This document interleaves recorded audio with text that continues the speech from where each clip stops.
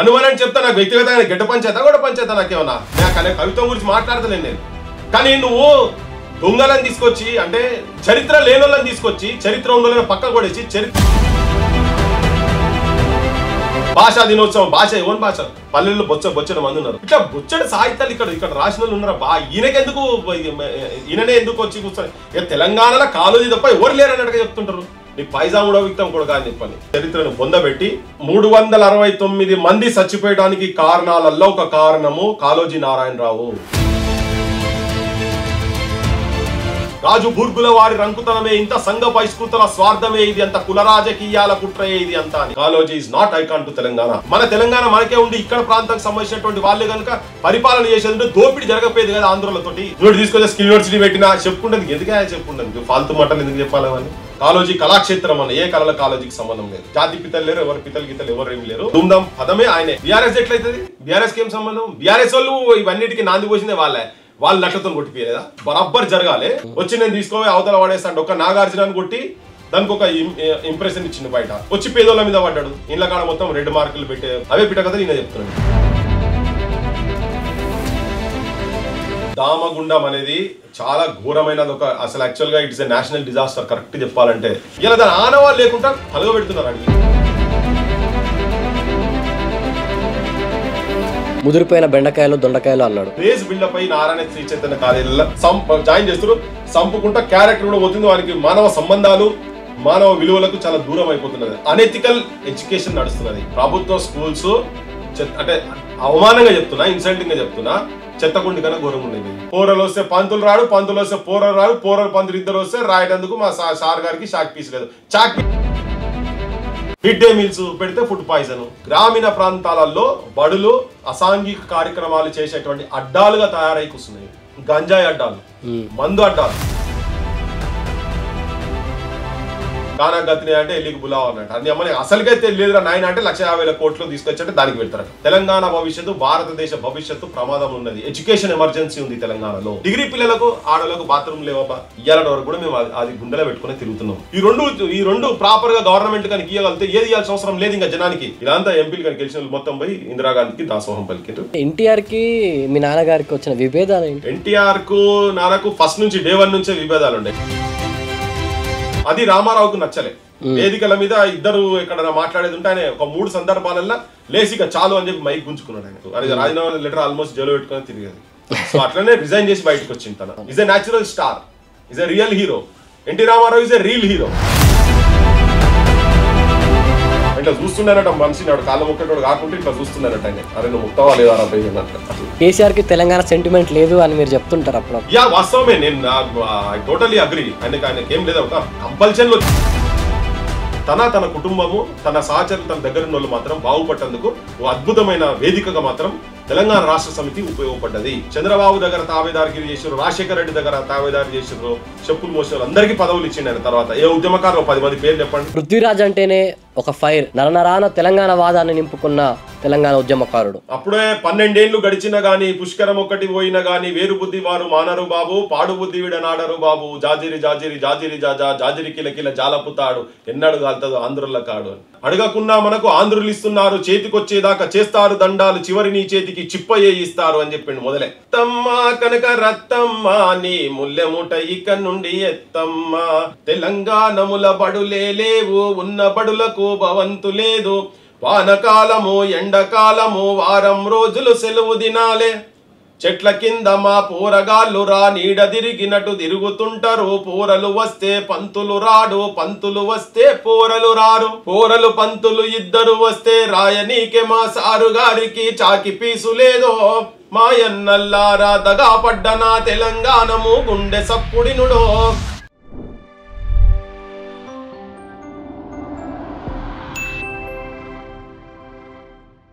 Hi friends, ఇవాళ మనతో ఉన్నది తెలంగాణ ఉద్యమకారుడు సంగంరెడ్డి పృథ్వీరాజ్. పృథ్వీరాజ్ అంటేనే ఒక ఫైర్, నరనరాన తెలంగాణ వాదాన్ని నింపుకున్న తెలంగాణ ఉద్యమకారుడు. ఇవాళ మనం ఆయనతో చాలా విషయాలు మాట్లాడేది ఉంది, వెళ్దాం. నమస్తే అన్న. నమస్తే. జై తెలంగాణ. జై తెలంగాణ. అన్న, మనం ఇవాళ కేవలం ఏమంటాం కేసీఆర్ టు రేవంత్ రెడ్డి మాత్రమే కాకుండా 1952 నుంచి 2024 వరకు అన్నీ మాట్లాడుకుందాం మనం ఇవాళ. ఓకే 2 గంటల కోసం పెడతావా? అయితే ముందుగా మీ జీవితంలోకి వెళ్ళక అంటే ముందు మీ నాన్నగారి జీవితంలోకి వెళ్దాం. మీ నాన్న సంగంరెడ్డి సత్యనారాయణ నుంచి ముచ్చర్ల సత్యనారాయణగా ఈ ట్రాన్స్ఫర్మేషన్ ఎట్లా మారింది? కొంచెం ఈ ప్రస్థానం, మీ నాన్న పాటలు పాడేవాడు, తెలంగాణ ఉద్యమకారుడు, మంత్రి, రాజకీయ నాయకుడు. సో ఈ ప్రస్థానం అంతా ఎట్లా జరిగింది అనేది మాకు మీ నోటి నుంచి కావాలి. యాక్చువల్గా మా ఊరు పేరు ముచ్చర్ల, ఇంటి పేరు సంగంరెడ్డి. అది ఎట్లొచ్చిందో తెలియదు మాకు, కానీ అప్పుడు చదువుకునే కాలంలో చాలా ఊర్లలోకి వెళ్ళి ఊర్లో స్కూల్ కన్నా తన సిటీకి రావాలి, 12 మైళ్ళు నడిచి హన్మకొండలో చదివేది. సో అట్లా స్లోగా చదువుకునే క్రమం నుంచే ఊరెక్కడ అంటే ముచ్చర్ల తర్వాత మా ఊరికి ఫస్ట్ సర్పంచ్ తన 52లోనే ముల్కి non ముల్కి go back idli sambar go back మూమెంట్లో ఆయన స్టార్ట్ చేసిన దాంట్లో ప్రధాన భూమిక నాయకత్వం వహించిండు. వాళ్ళ ఫ్రెండ్స్ కొంతమంది కూడా ఇంకా ఉండే. సో ఆ టైంలో ఎక్కడ అంటే ముచ్చర్ల అది పోయి సంగంరెడ్డి పక్కకు పోయి ముచ్చర్ల సత్యనారాయణ అట్లా వచ్చింది. ఈవెన్ తన ఎమ్మెల్యే కాంటాక్ట్ చేసినప్పుడు కూడా వాల్ రైటింగ్లో సంగంరెడ్డి అని రాయలేదు, ముచ్చర్ల సత్యనారాయణ అనే ఉండే. సో కళాకారుడు, కవి, తర్వాత నాటకాలు వేసేది, పౌరాణిక నాటకాలు కూడా వేసేది. సో అట్లా ఎక్కడ పోయినా కానీ పాపులర్ అయింది, ముచ్చర్ల అనే పాపులర్ అయింది. ఇంటి పేరు ఎవరికి తెలియదు. ఈవెన్ మంత్రి పదవి వచ్చినప్పుడు సంగంరెడ్డి సత్యనారాయణ వరంగల్ నుంచి అంటే అయ్యో మనోనికి రాలేదా అనుకోరు ఇట్లా. సో అట్లా అంతా పాపులర్ ఉండే. అంటే అజిటేషన్, తెలంగాణ అజిటేషన్ తోటి ఇంకా ఎక్కువ పాపులర్ అయ్యిండు. సో దట్స్ హౌ ఊరు పేరును ఇంటి పేరుగా మార్చి ముచ్చర్ల సత్యనారాయణ అనేది తెలుసు. ఇప్పటికి వెనకటి వాళ్ళు అందరూ కూడా ముచ్చర్ల సత్యనారాయణ అంటారు. ఎట్లా మీ నాన్నగారు చిన్నప్పటి నుంచే కవితలు రాసేవాళ్ళ, పాటలు పాడేవాళ్ళ? చిన్నప్పటి నుంచే తనకు అది ఎట్లా అబ్బిందో కానీ స్కూల్లో ఉన్నప్పటి నుంచే రాస్తుండే. అంటే స్కూల్లో అప్పుడప్పుడు చదువుకున్నప్పుడు కవితలు రాసి పాస్ అయినాయి ఉదంతాలు ఉన్నాయి. ప్రతి దినము 12 మైళ్ళ దూరము నడిసి అలసు పందు నట్టే నేను మార్చ బట్టలు లేక మరిరజ్జతో తడి బట్టలతో తడిమి వత్తు అని చెప్పని ఇట్టి వాణి నేను అంటే పట్టిద్దామంటే పుస్తకాలు లేవు, ఇవ్వవచ్చానయ్యా పరీక్షలు కర్ణతో కడతేర్చు రంగదేవ అని చెప్పని రంగనాయక్ అనే టీచర్ ఏదో ఉంటాయి, టీచర్ పేరు మీద ఇది రాసి వచ్చినట్టు. అంటే నాకు ఒకటే డ్రెస్ ఉంటుంది ఉతుక్కొని మళ్ళీ అదే పచ్చిబట్టలతోనే ఇక్కడ దానికి వస్తా, పుస్తకాలు కూడా లేవు, మళ్ళీ ఇంటికి పోయారు కలిసిపోయి పండుకుంటా అని ఇట్లా చెప్పి అట్లా కవిత్వాలు అప్పటి నుంచి నాకు మొదటి నుంచి ఉన్నది, ఫస్ట్ నుంచే. తర్వాత ఎప్పుడు కూడా తన రాసే క్రమంలో కూడా తిరుగుబాటు ఉంటుంది, ప్రశ్నించే తత్వం ఆయన దాంట్లో ఉన్నది. సో మొదటి నుంచి వచ్చింది, పెద్ద ఎక్కడ నేర్చుకున్నాడు కాదు కానీ తన స్వతహా వచ్చింది అది. అయితే మీ నాన్నగారికి ఉద్యమ జీవితం ఎట్లా మొదలైంది, ఎక్కడ మొదలైంది? ఫస్ట్ రజాకారులు అక్కడ దొరలు భూస్వాములకు వ్యతిరేకంగా జరిగినటువంటి పోరాటాలే అక్కడనే పురుడు పోసుకున్నాడు. అక్కడి నుంచే వాళ్ళకి వ్యతిరేకంగానే వాళ్ళ ఆగడాలను ప్రశ్నించే కాడికెళ్ళే స్టార్ట్ అయింది మొదటి నుంచే. మా ఫ్యామిలీలో అంటే మా పెద్దనాన్నలు కావచ్చు వీళ్ళంతా కూడా కొంచెం దాంట్లో అటు సైడ్ మా ఫాదర్ లాస్ట్ సంతానము, లాస్ట్ తన 5 బ్రదర్స్లో లాస్ట్. సో మిగతా వాళ్ళందరూ కూడా వాళ్ళ కాంట్రిబ్యూషన్ కూడా అప్పుడు ఉండే. తన ఎక్కువ చదువుకొని ఇటు సైడ్ వచ్చిండు కాబట్టి తనది ఇంకెక్కువ రోల్ ఉండే. అప్పుడే వాళ్ళు కట్టెసాములు, కుస్తీ కొట్లాటలు ఇవన్నీ చేసి రజాకారులకు వ్యతిరేకంగా సైన్యాలు తయారు చేసి గ్రామాల పొంట తిరిగేది అన్నట్టు. సో అప్పటి నుంచే వచ్చింది అది, అప్పటి నుంచే మొదటి నుంచే హోస్ట్ తెలిసినప్పటి కాడికెళ్ళి ఆ ప్రశ్నించుడు, తిరుగుబాటుడు, ప్రజల పక్షాన ఉండు, బాధితుల పక్షాన ఉండు, వాళ్ళకు నాయకత్వం వహించుడు, వాళ్ళకు సంబంధించినటువంటి కవితలు కావచ్చు ఇటువంటి. సో జనాలను వాళ్ళను ప్రశ్నించేటందుకు, వీళ్ళ హక్కులు సాధించేటందుకు వీళ్ళందరూ పురమాయించేది.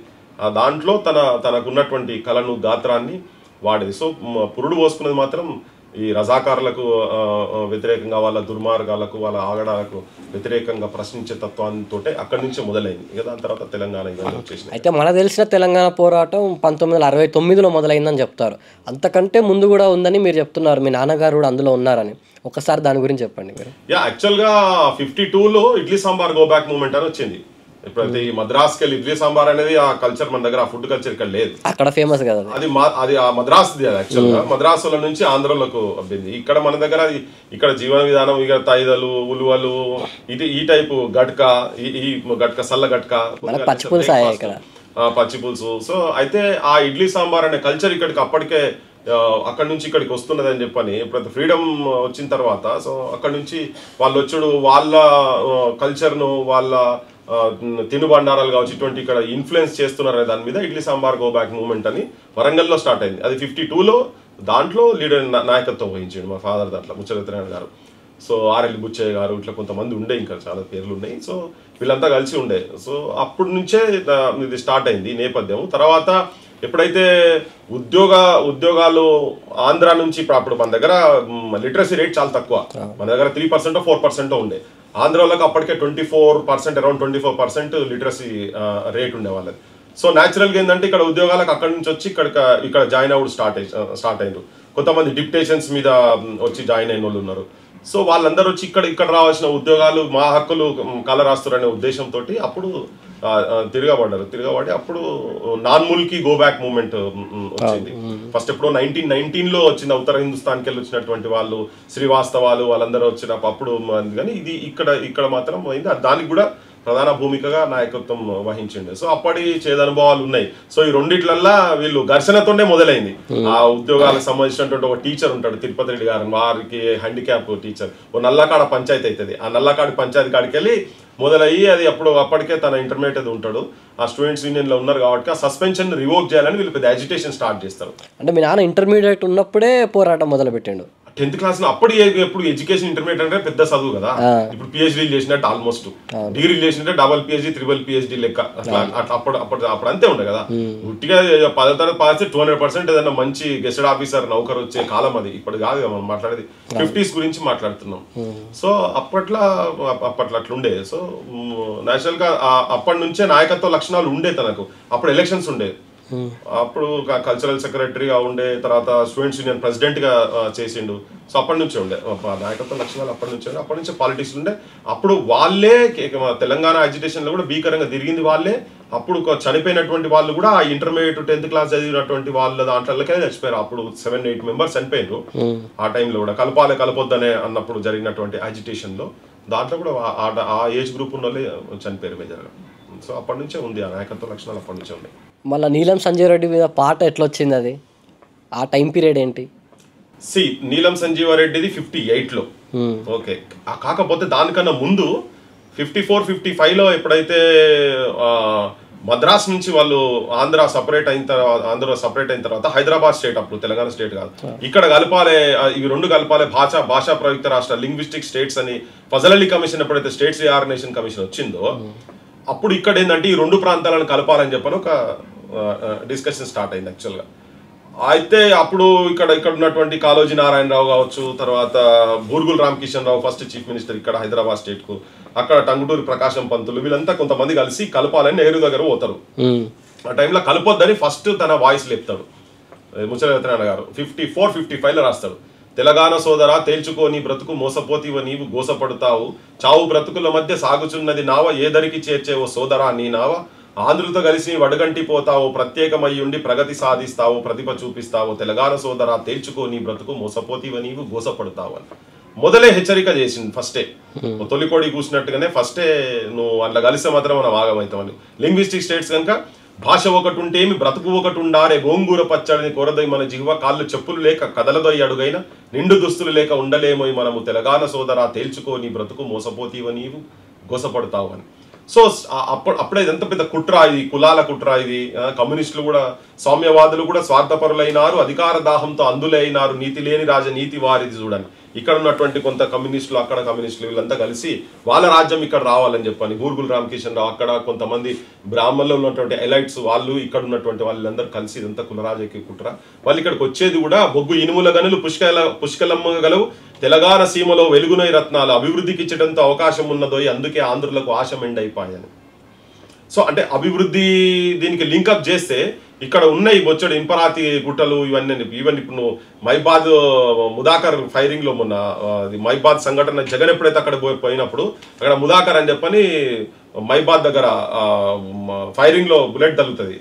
నువ్వు ఎందుకు అంటారే మీడ నువ్వు ఎందుకు పోయినావు అంటే మా గుట్టలు పోతున్నాయి కొండలరావు అని చెప్పని ఒక అతను తీసుకుంటున్నాడు, రాజశేఖర రెడ్డి మనిషి అన్నట్టు ఆయన, అతనికి ఇట్లా అవి పోయినాయి, రేపు మా గుట్టలు పోతాయి, మా అమ్మ మా నాయన మా తాతలంతా మేకలు కాసుకుంటాం, మేమంతా మా బాల్యం అంతా ఇక్కడనే పోయింది, మా బతుకు తెరుగు పోయే పరిస్థితి ఉన్నది అని చెప్పని నేను తిరుగుబాటు చేసినాను. సో అట్లా ఏంటంటే అది అప్పటితో నీకు జగన్ గాడికి లింక్ అయింది చూడండి, ఎప్పుడో చెప్పింది 50s లో చెప్పింది. అసలు దూరదృష్టితోని రాసినటువంటిది అది మొత్తం. అదే సేమ్ ఏవైతే వాళ్ళు అంటే తన భయాలు ఏమైతే ఉన్నాయో ఆ భయాలు మొత్తం 100% అది వాస్తవాలుగా తర్వాతి కాలంలో ఈవెన్ 40-50 ఏళ్ళ తర్వాత కూడా అవే రిపీట్ అవ్వకుండా వచ్చినాయి. ఇంకా చాలా పెద్దగా ఉంటుంది, చాలా పెద్దగా ఉంటుంది. సో అదే అయిన తర్వాత ఇదంతా పెద్ద మనుషుల ఒప్పందము ఇవన్నీ తర్వాత ఇట్ వాజ్ అంటే కండిషనల్ మర్జర్. చెల్లితే చెల్లి నైతో కబీబీ తలాక్ లే సక్తే అని నెహ్రూ అసంటోడే చెప్పిండు ఖలీల్వాడి గ్రౌండ్స్ నిజామాబాద్లో. సో ఎప్పుడైతే 58లో తర్వాత వద్దన్నా కానీ కలిపిండ్రు ఆంధ్ర హైదరాబాద్ స్టేట్ పోయి తెలంగాణ స్టేట్ అయింది. చాలా హక్కులను ఇక్కడ భూమి మీద వాళ్ళకి ఆధిపత్యం ఉండదన్నారు. సపరేట్ రెవెన్యూ కమిటీ ఒకటేసి వాళ్ళకి హెడ్ చేసుడు, ఇక్కడ ఇన్స్టిట్యూషన్స్ మీద వాళ్ళు వచ్చి పెత్తనం ఉండదని అదన్నీ చాలా చెప్పారు. అక్కడ ముఖ్యమంత్రి అయితే ఇక్కడ ఉప ముఖ్యమంత్రి ఉంటాడు. ఒకవేళ తెలంగాణ ముఖ్యమంత్రి ఉండేదంటే ఆంధ్ర నుంచి ఉప ముఖ్యమంత్రి అని. సో ఆయన ప్రమాణ స్వీకారం చేసిన మొదటి రోజే ఆయన ముఖ్యమంత్రిగా నీలం సంజీవారెడ్డి ప్రమాణ స్వీకారం చేసిన మొదటి రోజే ఇక్కడ ఉప ముఖ్యమంత్రి ఇవ్వాలి. Violation of agreement, breach of trust day one start అయింది. అక్కడ మొదలైంది. అక్కడ మళ్ళీ మొదలుపెట్టారు. అప్పుడు 58లో జస్ట్ 56 తర్వాత ఆ 2 ఏళ్ళలో ఉన్నటువంటి అనుభవాలను ఒక అతను సర్వర్ డండా అని ఆంధ్రాకే తుమ్ హో గామా సంజీవరెడ్డి మామా అని ఒక మకుటం తీసుకొని పోలీస్ కి డైరీ మే డండే కి షాయరీ మే నా ఫుల్ స్టాప్ నకామా సంజీవరెడ్డి మామ అంటే అదే ముకుటం తీసుకొని నీలం సంజీవారెడ్డి మీద తిరుగుబాటు చేసి మీరు చేసిన మోసాలని చెప్పని సంజీవారెడ్డి మామ అయ్యో రామ రామ పాడండి గానం చేయండి ఒక్కసారి. సంజీవారెడ్డి మామ అయ్యయ్యో రామ రామ సంజీవారెడ్డి మామ అయ్యయ్యో రామ రామ సంజీవారెడ్డి మామ सुनो जी मेरा गाना कहता है तेलंगाना इंसान तुमको माना ऐसा कभी न जाना बता दिया जमाना बंदर का कारनामा संजीवारेड्डी मामा अय्यो राम राम संजीवारेड्डी मामा बातें तो लाख बोला बहुत जल्द मगर बोला हो गए तेरे हवाला निकल गया दिवाला अब समझ गए लाला हम सब तुम्हारे कामा संजीवारेड्डी मामा हक छीन कर हमारा अपने को तो संवारा सुन बात का आवारा करोड़ का ये नारा छोड़ो जी तेलंगाना चले जाओ रायलसीमा संजीवारेड्डी मामा अय्यो राम राम संजीवारेड्डी मामा ఇట్లా చాలా పెద్ద ఉంటది ఇది.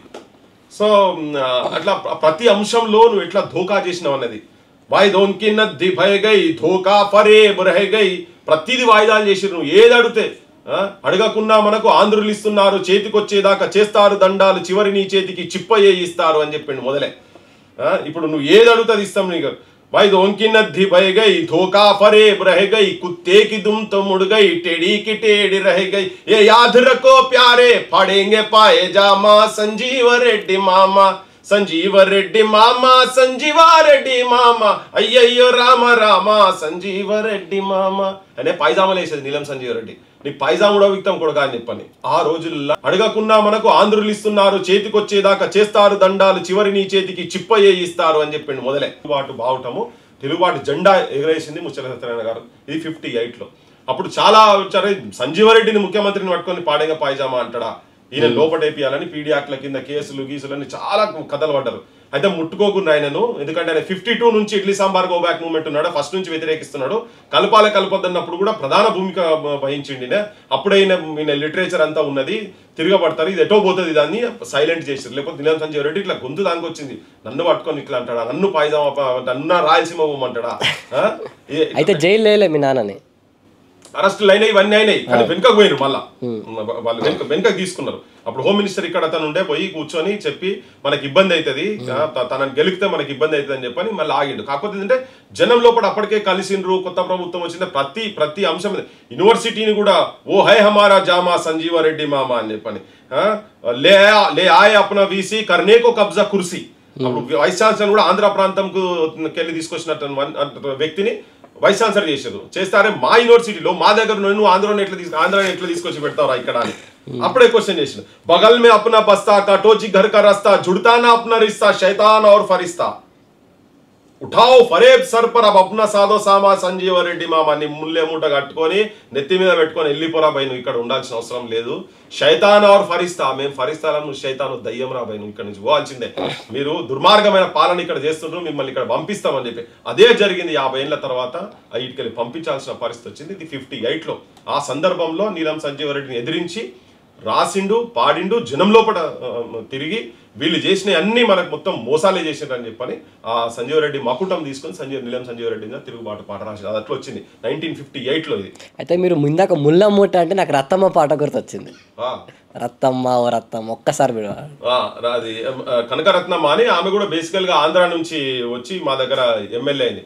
రత్తమ్మ కనక రత్తమ్మ నీ ముల్లె మూట ఇక నుండి ఎత్తమ్మ, రత్తమ్మ కనక రత్తమ్మ నీ ముల్లె మూట ఇక నుండి ఎత్తమ్మ, బస్తీలోనే పుట్టినావు బస్తీలోనే పెరిగినావు, కాఫీ నీళ్లు తాగుతావు కార్లెక్కి తిరుగుతావు, ఏ ఊరు ఏ వాడ రత్తమ్మ మా పల్లె వారికే నీవు కొత్తమ్మ, రత్తమ్మ ఓ అత్తమ్మ రత్తమ్మ కనక రత్తమ్మ నీ ముల్లె మూట ఇక నుండి ఎత్తమ్మ.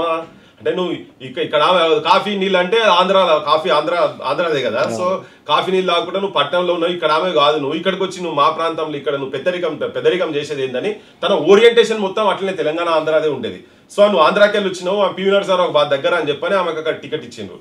సో అట్లా నువ్వు వాళ్ళకు వ్యతిరేకంగా అక్కడి నుంచి వచ్చి ఇక్కడ పెత్తనం చేసేందుకు వచ్చినటువంటి నాయకత్వాన్ని ప్రతి సందర్భంలో తిరుగుబాటు చేసి పాటల రూపకంగా, మాటల రూపంగా, కవితల రూపకంగా ప్రతిసారి ప్రశ్నిస్తూ వచ్చిండు. అట్లా కనకరత్నమ్మ ఎక్కడి నుంచి ఆంధ్రాకు నుంచి ఎవరు వచ్చి ఇక్కడ వచ్చి దోపిడీ చేసినా కానీ దాని మీద వాయిస్ లేపిండి తన. సో అది ఆ కనకరత్నమ్మ అనే దానికి నేపథ్యం. అది ఇంకోటి ఉంటుంది, అంటే ఆమె అవినీతి మీద కూడా రాసిన. పాకాల చెరువు కింద రత్తమ్మ, నువ్వు పట్ట పొలము మంచి పొలం అంట 40 ఎకరాలు నువ్వు పట్టభూమి చేసుకున్నావు అని చెప్పని ఇవన్నీ ఉంటాయి. ఇంకో 2-3 అంటే సాంగ్స్ కూడా రాసప్పుడు ఆమె నిలబడ్డప్పుడు కూడా ఒకసారి ఓడించిండు కూడా తిరగబడి. మా దగ్గర వాసుదేవరెడ్డి గారు ఉండే, అతన్ని అంటే ఇప్పుడు సురేష్ రెడ్డి ఉన్నాడు మనకి, ఇప్పుడు ఎంపీ ఉండే హన్మకొండ నుంచి. వాళ్ళ ఫాదర్ వాసుదేవరెడ్డి ఉండే, చుక్క గుర్తుకే ఈ ఓటోడా అనే సక్కనైన మనిషి ఓటో పల్లెోడా, చుక్క గుర్తుకు ఓటే ఈ పల్లెోడా అని చెప్పని ఇట్లా తనను ఎమ్మడేసుకొని వాళ్ళకు వ్యతిరేకంగా ఈ లీడర్షిప్ వ్యతిరేకంగా కూడా తిరిగి ఇటువంటి వాళ్ళని కూడా గెలిపించింది అప్పుడంతా. అంటే పొలిటికల్ సైడ్ కూడా ఫస్ట్ నుంచే ఉంటుండే. ఈవెన్ తన ఫస్ట్ సర్పంచ్ మా ఊరికి కాబట్టి అప్పటి నుంచి కూడా తనకు ఆడవాళ్ళని, అంటే ఈ ఓట్ సైడ్ వచ్చి దీన్ని ఇట్లనే డెమోక్రటిక్ ప్రాసెస్ని సక్సెస్ చేయాలనే దాంట్లో ఉండే ఇటువంటి. అందుకనే వీళ్ళకి వ్యతిరేకంగా తిరుగుబాటు చేయాలని ఇప్పుడు రాసింది.